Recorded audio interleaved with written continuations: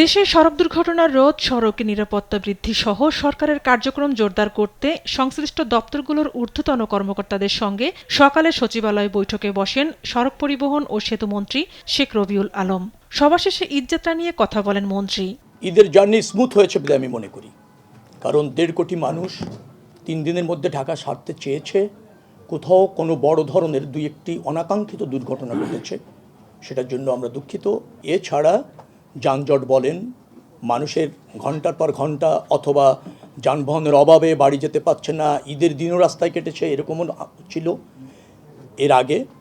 আমরা মনে করছি যে কোনো সময়ের চেয়ে 1.5 কোটি মানুষ নিরাপদে স্বস্তিতে বাড়ি ফিরতে সক্ষম হয়েছে। দৌলতদিয়া ফেরিঘাটে যাত্রী নিয়ে পদ্মায় ডুবে যাওয়া সৌহার্দ্য পরিবহনের ব্যাখ্যা জানতে চাওয়া হয়েছে বলেন মন্ত্রী। তিনি বলেন, ব্যাখ্যা সন্তোষজনক না হলে ওই কোম্পানির সব বাসের রেজিস্ট্রেশন বা রুট পারমিট বাতিল হয়ে যাবে।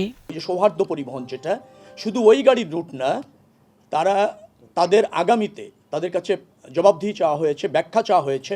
সন্তোষজনক ব্যাখ্যা না হলে শুধু ওই বাসটি না, ওই কোম্পানির সকল বাসের রেজিস্ট্রেশন বা রোড পারমিট বাতিল হয়ে যাবে। এবারের ঈদযাত্রায় সরকারি হিসাবে 170 জন নিহত হয়েছেন বলে জানান মন্ত্রী। বলেন, এ সকল দুর্ঘটনা এড়াতে গণপরিবহনে জিপিএস বসানো হচ্ছে। ফেরি পারাপারের সময় যাত্রীদের গাড়ি থেকে নামানোর সিদ্ধান্ত জানান মন্ত্রী।